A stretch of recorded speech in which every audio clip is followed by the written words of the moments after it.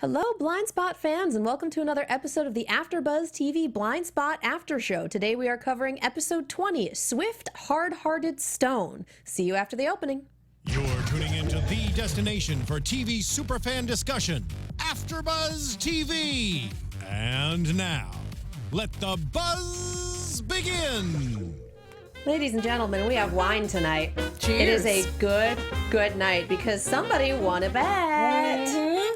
And therefore, someone brought in the good stuff. Yes, I did. I'm a woman of my word. So thank you very much for that. The good stuff, by the way, is Stella Rosa, in my opinion, because I like it sweet.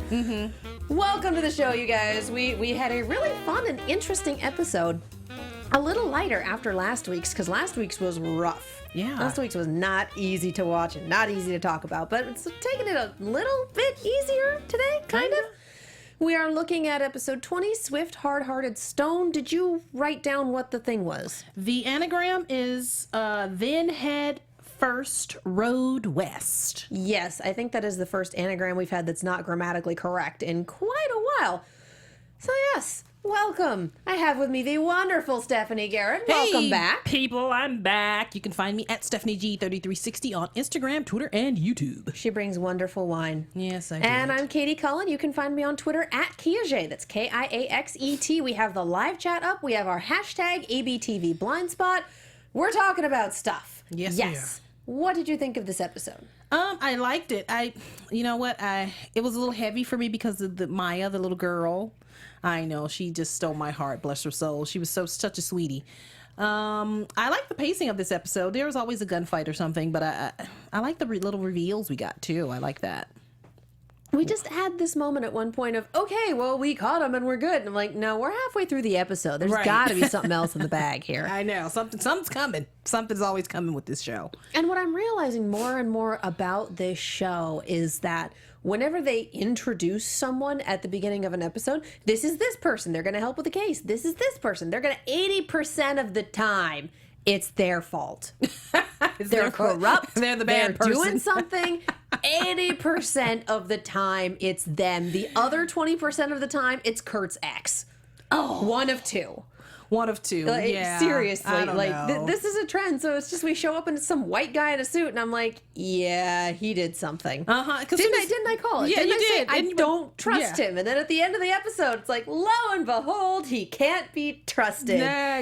It's a trope. He read shady to me. There was something a little shady about him. Even when we started talking, I was looking at him like, yeah, I see you. He's a white guy in a suit on Blindspot. That automatically makes him shady. With a funky ring, too. I was like, okay, with a funky ring. It's the weirdest class ring or something. It's like this triangular seal. It's like a shield. Like, no. I'm very glad we had this recognizable ring because it certainly helped the climax of the episode. But seriously, if it's a white guy in a suit at the beginning of an episode on Blindspot, it's his fault. Yeah, he did it. He's doing something. He's corrupt, or he's going to go after our heroes, or something is going to occur. And we started this tradition with Tom. Tom, my dead friend Tom. And then just went on down the line. Yes. To Tom. To Tom. For Cheers. a good bottle of wine. Right. Cheers, Tom. I am a woman of my word, and I concede. Ding dong, the witch is dead. You're welcome. And on a slab. Right. Speaking of, I kind of want to go into this because I liked this episode a lot right up until literally the last 2 minutes. Okay, what did you like? And then I got really angry. Oh, yeah. You were saying that, yes. Because we had Mayfair trying to get over Sophia, burning pictures of them together, like, oh, that's really sad. Uh-huh. She's pissed. Yeah. She's pissed off. She's like, yeah, we're done, sweetie. Bye. And then going on a date with Alexandra, the $1,200 bottle of wine woman, who was a glorious human being, and essentially invited her up to her hotel room for a drink. And Mayfair does the whole, oh, I'm going to go get some ice. It's like, no, I know what you're doing. You need some time to move on. We're going too quickly. I get it. And then Mayfair goes, and you can kind of see she's thinking about leaving. And then she actually does get ice and comes back to the room, and Alexandra is dead. Stabbed in the throat. Really? Seriously? Why'd y'all do that? And we have this phone call that someone's calling the room phone. Stop looking into Tom's death or you're next. Like, oh, God. Okay, we went there. Yeah. Well, Sophia did warn her, though, so I don't know. What kills me about this, and this is something that I didn't notice until one of my friends pointed this out to me, is that when you have a lesbian relationship in fiction, it's not allowed to be happy. It has to end in tragedy somehow. It has to be the big focal point of the relationship is that it is in some way tragic. We're not allowed to have a lesbian relationship where they're just human beings having a normal relationship. We've had homosexual relationships. We've had two guys. Yeah, two guys. In fiction. And it's just like, okay, popcorn dog gif, it's normal. But if it's lesbians, God forbid. Yeah. And that's the sort of thing that you don't notice until someone points it out to you and you go, wait, no, there was the time.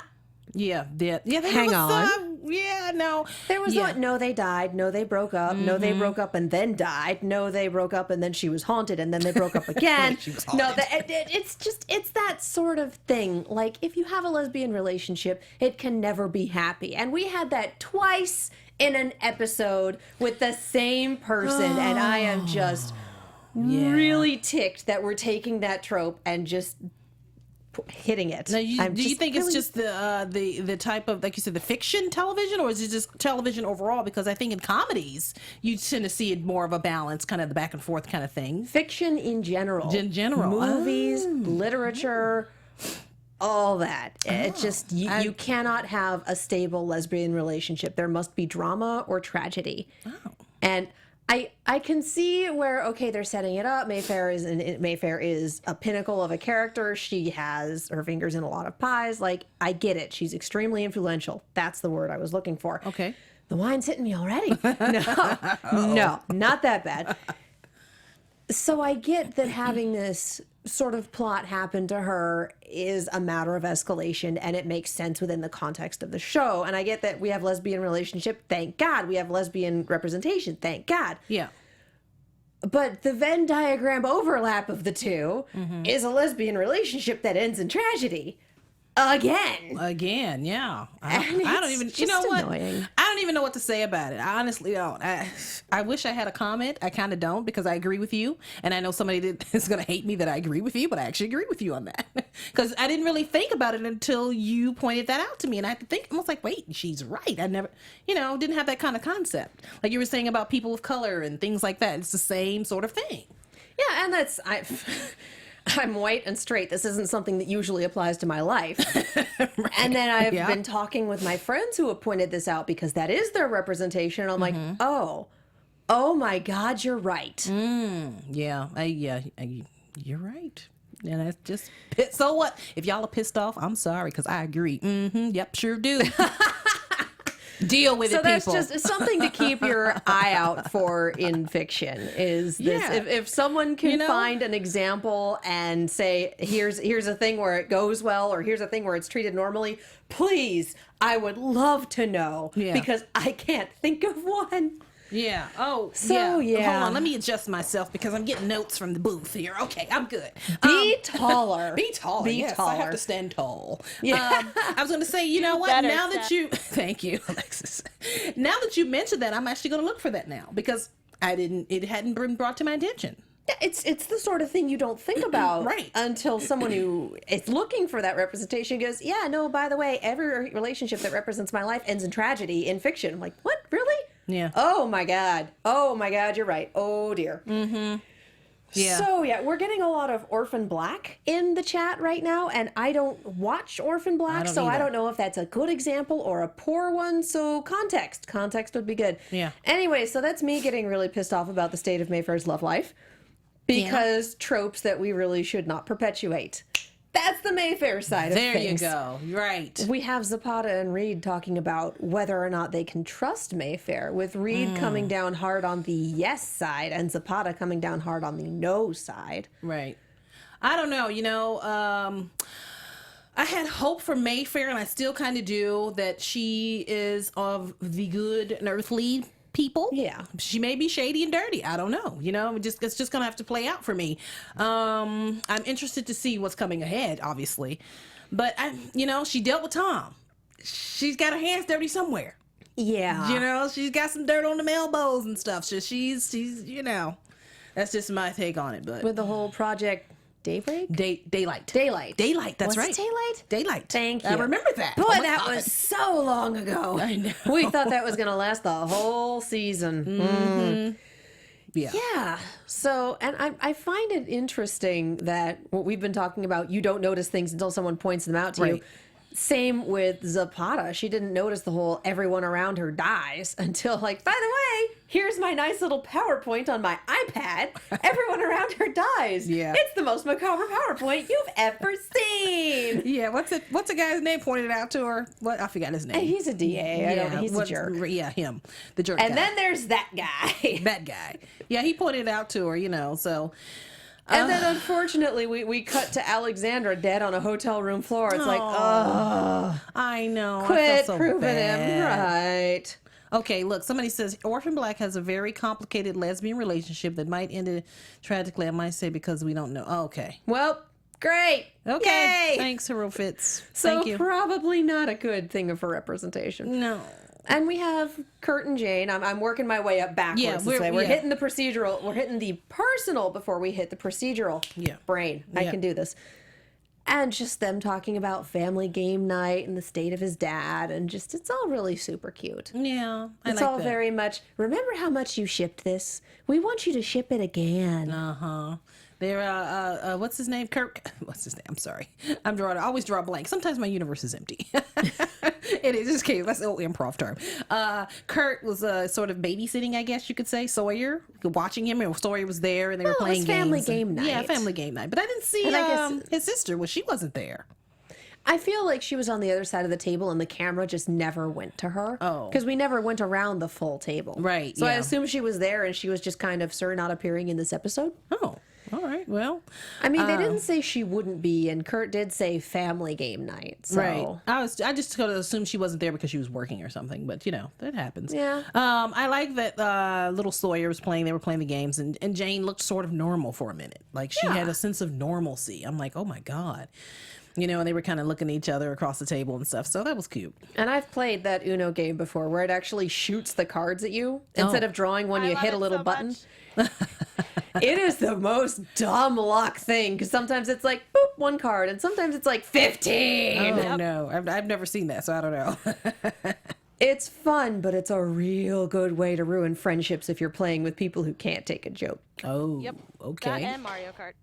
Well, but we knew Mario Kart, and Monopoly is just a good way to ruin everyone's lives. Yeah, I like Monopoly. Newer versions of Monopoly have rules included for a 1-hour version. You start with a Really? certain amount of properties, you play for an hour, and whoever has the most money at the end, property values included, wins. Whoever thought of that was a genius. Wow. Yeah! That's new school. We Oh, got there you go. this weird Christmas Monopoly, and that had so we were playing Christmasopoly and trying not to land on fruitcake because it had 2 hotels on it. I kid you not, our family game nights are weird. I need to find that. I Oh, must wow. play that with my family immediately. That My sounds brother fun. bought fruitcake and put 2-3 hotels on it, Jeez. and I think maybe 2 people landed on it the entire game. Wow. For the full hour? Wow. Yeah, we actually played for 2 because we were having so much fun making stupid jokes about fruitcake. Oh, I love it. Anyway, super off topic. Merry extremely late Christmas or extremely early, however you do it. Yeah. And then Jane and Oscar, and that's actually where our jazz music that we had tonight came from. Evidently, she likes jazz. She got into it because of him. We got a little bit of his backstory, and she makes the very good point of, how do I know that what you're telling me is real? How can I trust you? I want to meet everyone else. Right. Like, I need this story corroborated. I need to see who else is in on this. And Oscar instead's like, here's a thumb drive. We need you to do another mission. Yeah. Don't worry, it can't be traced.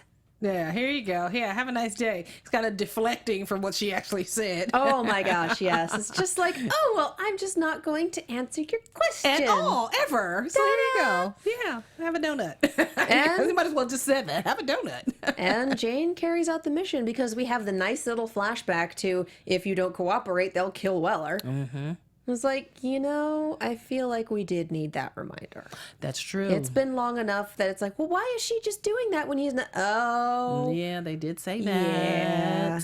That's Yeah. a thing. Yeah, it's like all of them are sort of being threatened now. Everybody, Jane's being Everyone. everybody's like scared. What's the deal? I think Weller's the only one who is not being overtly threatened, like to his face. Yes, he's not, and he needs to be. Somebody needs to get in his face. He wouldn't. I think he's the only character who wouldn't change his demeanor if he were being threatened. It's like, I'm threatening you, and he's That's like, right. I don't care. Yep, you're right. He'd be like, so, like, do I give a crap what you think? No. Anyway, this is what we're gonna do. We have to threaten literally everyone else because this guy just doesn't care. Mm-hmm. Mister, I just had surgery. Doesn't matter. Back in the field. Yep, getting shot at again. Every episode he's getting shot at, but it's okay. It's We okay. have Jessica Iverson in the chat saying, is the necklace bugged? Probably not. Probably not. I think he is. I think Kurt is way too sentimental to ever even think of doing something like that. Yeah, because he doesn't suspect Jane of anything. Yeah. Not yet. And Jane is his, title her up, Blindspot. Right. So, roll credits. But you know what? I'm starting to think that Mayfair is also a blind spot. I did. Yeah. Maybe, yeah, just, that's what I think. But, we'll see. We'll see how that plays. Tom would stay in jail, Jessica. Yeah. Okay, And yeah. then everything's going to go insane these last few episodes. Yeah, we've got 3 episodes. 3. Wow. 23 episodes. Season Yeah. finale is in 3 weeks. I know. That So came it's fast. going to be wild. And, predictions territory is going to be fun given that little, given the trailer. Yeah. I'm just losing words tonight, you guys. It's going to be great. It's fun. It's a good time. Your universe is empty, Katie. It's It's okay. a day that ends in Y. Yeah. So let's talk about the actual procedural part of Yes, this. And let me it get my starts with a glasses. very young child bleeding and walking down the street with a sketch pad like, oh my God, honey. I know. I want to grab her and say, "Come here. What happened? Tell me. I'll Immediate beat him up heartstrings. for you." Evidently, her name is Maya Ahmadi. She is part of a family of terrorists, including the number 5 on the FBI's most wanted list, whose name I wrote down and forgot, Tarek Ahmadi. Yeah. Ahmadi, rather.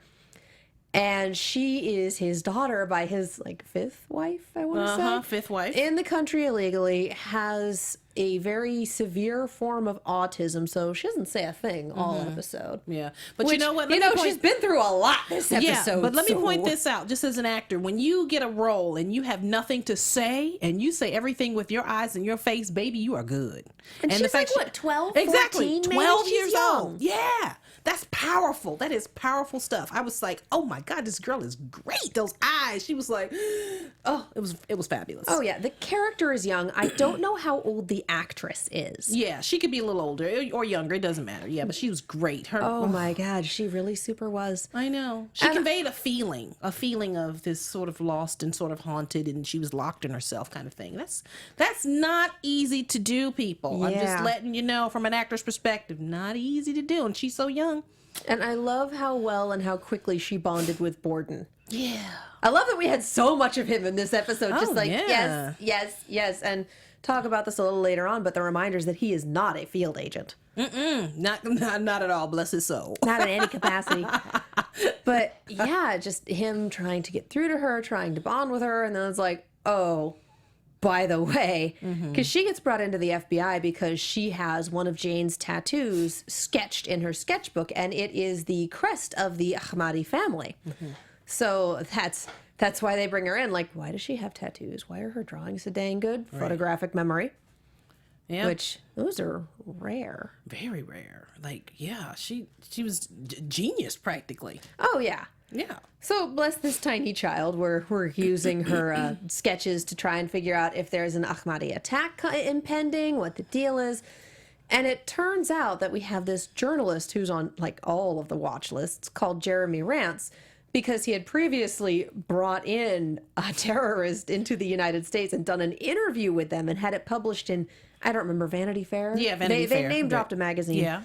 And so he wound up interrogated and on all the watch lists and all that fun stuff. So they basically dug him up and said, hey, you wouldn't have anything to do with this, would you? He's like, no, I don't know what you're talking about. No. And then they find poor Maya's mother tortured to death, which, And they cut her tongue out. Oh. yeah. Oy vey. Well, Yeah. she had information and she shared it and she shouldn't have. I know. Or she was going to. Never trust a journalist, people. So they come back to Jeremy and there's like, here's all these pictures of this extremely tortured, extremely dead woman. Would you like to talk to us now? So he did bring them in. Maya got away. They wound up talking with Maya's grandmother. So they're like, okay, I'm getting my events mixed up. Oh, wait. They're using Jeremy as bait. Yes, that's it. Because he volunteers as bait. Like, I was expecting this to be for lack of a better phrase, a bait and switch, but no. He's like, shoot, I got this woman killed. I feel really bad about that. I'm going to be the next target. Use me as bait. So Weller just walks up to Jeremy's apartment in Jeremy's jacket and hat and then beats the daylights out of three guys that show up and try to kill him. I almost didn't think it was Weller. I was like, oh, is this the reporter dude fights like that? And I thought, wait, dang, Jeremy. I'm like, damn, Jeremy, all right. Then I went, oh, it's Weller. Never mind. Oh, wait, it's that guy. It's this that guy. makes so much more sense now. Yep. So we have Jeremy, who winds up being Sir Not Appearing in the rest of this episode because that's his role done. They're like, okay, those are all the Ahmadi that we knew were in the country. So we just kind of need to keep Maya someplace and it'll be fine. So they take her not to a safe house because, again, she is extremely autistic and would be incredibly upset being taken someplace she doesn't know with people she doesn't know and all that fun stuff. Well, it turns out that Borden's aunt recently left him a house out in the country. Cottage. So we have a field trip out there. Yeah, a Yeah, cottage. a Just little Patterson. cottage. Patterson wants to go, I like cottages. She's like, I like cottage. I want to go. I'm like, yeah, okay. Like, bless. Yes. Bless. Yeah. So it's Patterson and Borden and Jane and Weller and little Maya, who is just adorable. And I love Borden and Patterson. Oh my God, I do. ship it so I think everybody hard. in chat is too. Hi, Chad. You guys are liking that, right? Patterson and Borden. Yeah, we kind of saw it coming, kind of, from David's little insinuation about that. Oh yeah, it's like, well, I'm your subconscious. So Yeah. I love it. I love that they are just throwing shade at each other, and it's hysterical. It was like a real life version of the Oregon Trail with slightly less dysentery. Like, bless you. Yeah. And you can always bond over the Oregon Trail. Okay. Like, it's wonderful. And then it turns out they wind up speaking with Maya's grandmother, who tells them, no, she got killed because Maya's drawings can identify all of the Ahmadi, where we didn't have names connected to faces beforehand. So, yeah, like, that's right. she's still the target. Oh, we need to get up there. Yeah. Oh, yeah. Somebody said, I love seeing Jane connect with my. Yeah, I was going to mention That was really That sweet. was nice because I think that she saw her tattoos and she could, relate to that. She understood that. And that was nice. That was a nice little sweet connection. Who knew Jane was, Jane's this tough chick, who's doing God knows what, with being the blind spot. But yet she has this soft side where she can relate to a small child. And that's really nice. This isn't the first time that Jane has done that. I know. I'm just saying. Being in able this to take episode. her own experiences, that's limited true. as they are, and be like, by the way. Right, exactly. She's done this a few times, but that makes her, in my opinion, a little bit more likable and more human. Oh, yeah. Yeah. More approachable, more human. Yeah, no, she's wonderful. Yeah.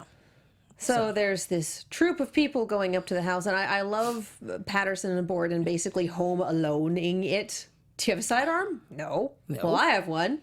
They're just looking at all the construction equipment. This all looks promising. Yeah. We could use all of this to kill someone. And Borden just like, okay, yeah, okay. And then we see him kill someone with a nail gun. Ooh. 5 or 6 nails to the back of the skull. And I love that we had this moment where it really sunk in that no, he's not a field agent. No, he's not really trained to do this. Because he just has this moment where he kind of touches the guy's head and just has this, oh God. Oh God. I just did that. Yeah. And Patterson has to shake him out of it and be like, we have to keep going. We have to keep doing this. Come on. Mm-hmm. And I liked that. I like that not everyone's immediately, all right, action scene, we can do this. Right. That's true. And I was going to say, do you think that Patterson became a little bit stronger after her situation in the woods with Dave and the whole David Oh my thing? God, yes. Yeah, she's kind of stepped it up a little bit. And I like that because she kind of took control. It was nice, see her and, okay, we could kill someone. You're like, oh, Patterson, I thought you were, okay, let's go. Well, and she's had field training from the beginning. Yeah, she has. She's an analyst, but she's got the training as well. Yeah, she works with the FBI. I think everyone who does has that. And I think Borden's more of a consultant. Yes, with he is. really high clearance. Yeah, that's true. He's been hired on. Yeah, I can see that. Yeah. Yeah. Well, it says Jane kind of liked embody. I can't read that. Jane is embodying the audience. The show writers want her to relate to them like they want the audience to. Oh, okay. Yes. Okay. Yeah. So just home aloneing that house was so great. And then Patterson using the entire gas chimney as a fuse to blow up the house and take out whoever was still inside. Like that whole thing with the gunfight and the sneaking around and using the fan banging on the wall as a distraction. Like all of that was so so smart, and I loved it. Yeah, she did her little MacGyver moment. For those of you who remember that show back in the day, when I was a youngin, MacGyver put Well, some stuff MacGyver's a together. cultural trope. I'd be surprised. Like, well, you know, I guess like younger people don't know it, but I would imagine they're also not watching this show. True, that's true. Yeah. If you really don't know what MacGyver is, just go Google it. It's Google it. glorious. It's a verb. Yes, it is. It is a verb, like Yes, Google. now. It's a verb. Yep, that's right. So, yeah, we have Maya lives through all of that, and then freaking Russell Franklin is his name. He's the Assistant Secretary of State. He is the white guy in a suit that got introduced at the beginning of this episode. Yeah. And he's freaking out at them, and oh, she could have been kidnapped. No, this could happen. I'm taking her to a safe house. And he puts her in his car, and she flips over a page on her sketchbook and presses it against the wall, and it's a sketch of his hand. She's basically ID'd him and saying, look, this isn't the first time I've seen him. This is a problem. And it's Dr. Borden who notices. And it's Dr. Borden who says, no, you never saw her when she was in custody in the FBI. How has she seen you before? What is this? She just ID'd you by that ridiculous ring. Ridiculous ring. Oh, yeah. And so he takes Dr. Borden hostage. There's a reason for this. Okay, you want to put down the gun and explain it? And God bless Maya, opens the car door into the backs of his knees. Oh, yeah. So they can take him out. Like, you are my new favorite character on this show. This little 12-year-old is just like, can we keep her? Yeah. Oh, you know what I thought was really cute when they were trying to give her some food? Yeah. And I can just tell you as a parent, when you literally cook like 15 different things and they don't want to eat anything. And they don't want anything but Oreos or goldfish and juice for like a week. She just wanted Oreos. And she was from what, Afghanistan, I think? Yeah, Syria. Somewhere. Syria. Syria, thank you. And so she's probably not used to American cooking because it was like chicken and corn on the cob. Yeah, they said that. Yeah, because they were like, well, Dr. Borden says, well, maybe she gets some more Middle Eastern foods, and they went to go to the store. And it was a good reason to get Kurt and Jane out of the house. Yeah. Well, we get again, this show is very, very good at what in a lot of other writers' hands is contrived occurrences and making them very natural parts of the story. 2 episodes ago, Patterson's phone falling out of her pocket and it breaking, and that's why she didn't have a phone for that. And then this, okay, well, we're going to get her food that she'll actually eat. No one thinks she's in any immediate danger. We'll just, take an hour round trip. It'll be fine. It'll be fine. Right.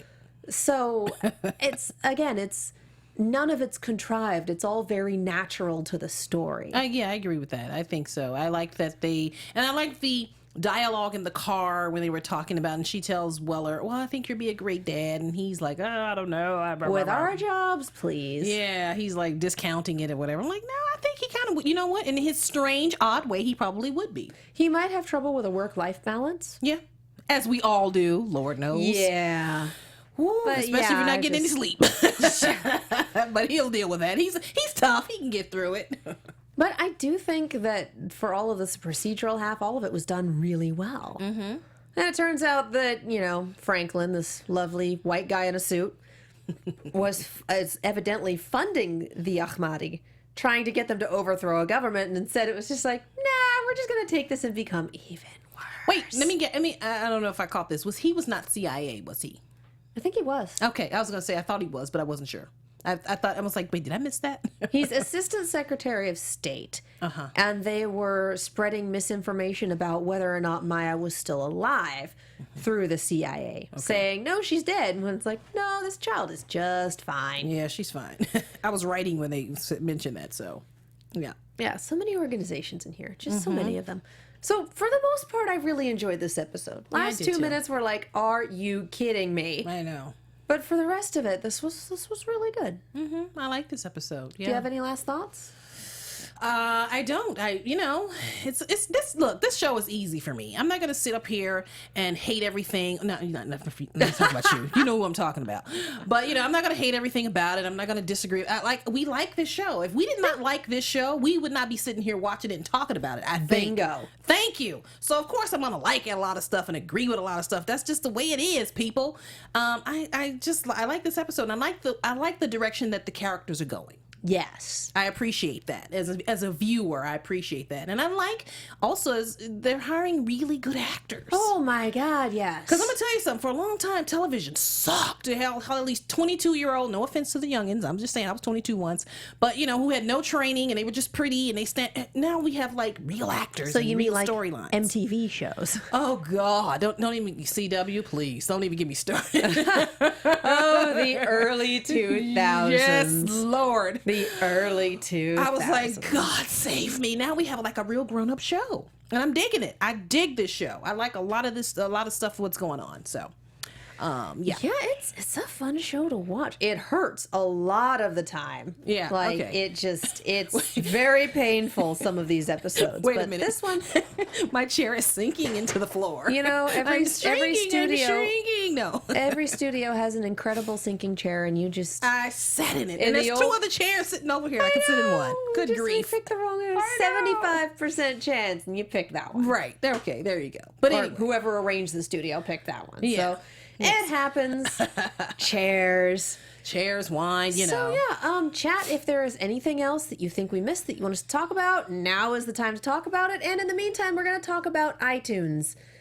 One of these days, I'm going to have the energy for the Billy Mays pitch Yeah, you for should. actually doing iTunes, and I had it this afternoon, and then I just did not tonight. So maybe for the season finale, we'll see at some point in my life. But yes. Go to iTunes, like, subscribe, leave us a review, do all of that fun stuff. We read your reviews, we love your reviews, and it's a really good way to keep us on the air to continue talking about this show that is really super fun and awesome. Yes, it is. So yes, we haven't had a new review in a little while, so we don't have anything new to read off. But yes, please do the thing, win the stuff. It'll be great. Yep. All right, chat, what do we got? They think that Oscar is playing Jane. Yeah, I think so. Yeah, so Yeah. I don't know. I feel like Oscar is a lot like Weller in that he has this massive blind spot where Jane is concerned. Uh-huh. Yeah. Yeah, he can't see. Well, I don't know. I think he's using her in a way, sadly. But I do think he likes her, though. Oh, yeah. He digs her. Oh, yeah. They used to be a thing. Uh-huh. They were a big thing. Okay, she had a ring. He put a ring on it, so. And she took the ring off it. She took a ring off of it. Damn it. So Potter and Reed talking about Jane Tom and finding Mayfair. Oscar's home. Oh. Okay. I guess tailing him was successful. Right. But But he knew we that. did talk about Zapata and Reed yeah. and trusting Mayfair and all that fun Yes, stuff. we did touched mention on that. Okay. Anything Yeah. else? So yeah, touching on looking at Tom's files is just not a good way to do life right now, evidently. I know. And I with know. that, I don't think we have any news and gossip, so I think we can swing into predictions. Yep, we can. And now, your AfterBuzz TV predictions. We have Miss Wilma on Twitter saying Jamie Alexander said at the Met Ball that a lot of people are going to die. Oh, snap. Yeah, people really like to play with fans' emotions. Yeah, they do. Like, this is not the first time where it's been, oh, this is going to happen. No, it'll be a tragedy. Oh, this will be a thing. And then you get there and you're like, all right. Mm-hmm. Like, people really like to play with us. I don't put a lot of stock into that sort of thing until it actually straight up happens. Okay. So we'll see. Well, you know, We'll they, see. And I spent too much time on Arrow predicting who was going to wind up in that grave. I am really tired of being like, oh, they're going to die. Oh, maybe they won't. Oh, maybe they will. I've had it for this season. I am done predicting You're done. deaths. You're done. I don't see a death coming. I see some changes coming. Oh, maybe yeah. a death. But you know what they do have? They do think that they're going to have to bring in some new characters for season 2. Oh, of course they are. But I'm still waiting on the Devil Wears Prada lady with the high heels, who's real nice, and she's got a tail and fangs, and she's like, "Hey, girl, you want to go to lunch?" Mm-hmm. She's gonna be worse than Tom. I'm telling you, she's coming. If not, we're gonna see her in season 2. Girlfriend's that would coming. be glorious. Tom's gonna be like, "Ooh, she scares me." We do have a preview where evidently they are boxing up Mayfair's office for some reason. And the FBI itself is being attacked, which makes me wonder if those files weren't some form of schematics. Yeah. Or who could be in charge of it. We don't know. We're 3 episodes from the finale, you guys. It's going to be wild. Yes, Jessica says Will's girlfriend will die. I don't know about that. Once Ex-girl. again, Allie. X. Because yeah, she's not really a central character, so she can kind of come in and out. I mean, I like her as an antagonist with Jane, though, kind of looking at her and kind of giving that girl look at her face. I don't think she's an antagonist for that relationship. Oh. I mean, she gets that there's something going on, and so she basically steps away until Kurt can get his act together. He's got a waterfowl alignment problem. His ducks are not in a row. Kurt will never get it together, people. He is not the marrying kind. He's the dating and see him every now and then kind. Yeah, he's not good at this sort of thing, let's be real. Right. So yeah, as far as that goes, I mean, it's kind of hard to have predictions for this show. Right, yeah, because it's kind of wrapped, and then now we got to go on to the next episode. And they're really good at not really giving us anything in these. Here's your trailer. See you next week. Like, okay, this is the thing that is possibly occurring. Right, maybe. right. Could be, possibly. Let's continue with our lives. So yeah, who knows? Who even knows? It's going to be fun and interesting. Do you have any final thoughts on the episode? I don't. It was great. That's it. Looking forward to the next one. Where can the people find you? People, you can find me at Stephanie G3360 on Instagram, Twitter, and Stephanie Garrett 3360 on YouTube, where you can check out some of my fun jewelry making videos and red carpets and a lot of other stuff. So go check it out. Good times. I am Katie Cullen. You can find me on Twitter, Tumblr, and Instagram at Kiaxet. That's Kiaxet. And YouTube and TeePublic. That's right. I have a shirt shop on TeePublic, and there are AfterBuzz shirts on there. So if you watch my shows, you might find something you like. You can find me on Snapchat at Kia Prime. I am on all of the shows, a good amount of which are wrapping up. Arrow's hitting its last couple episodes. That's on Wednesdays. Robots in Disguise is in its... we're hitting the 2-part season finale, you guys, and that's this coming Sunday and next Sunday, and then we are done for a while. Sad. And I have Turn, which is only just getting started. Yay! And Red versus Blue is going to be a thing. I will give you more information when I have it. So we're all super busy. Oh, we're all super busy. It's going to be great. Yeah. Thank you guys so much for watching the show, and we will see you next week. Cheers. From executive producers Maria Menounos, Kevin Undergaro, Phil Svitek, and the entire AfterBuzz TV staff, we would like to thank you for listening to the AfterBuzz TV network. To watch or listen to other after shows and post comments or questions, be sure to visit AfterBuzzTV.com. I'm Sir Richard Wentworth, and this has been a presentation of AfterBuzz TV. Buzz you later. The views expressed herein are those of the hosts only and do not necessarily reflect the views of AfterBuzz TV or its owners or principals.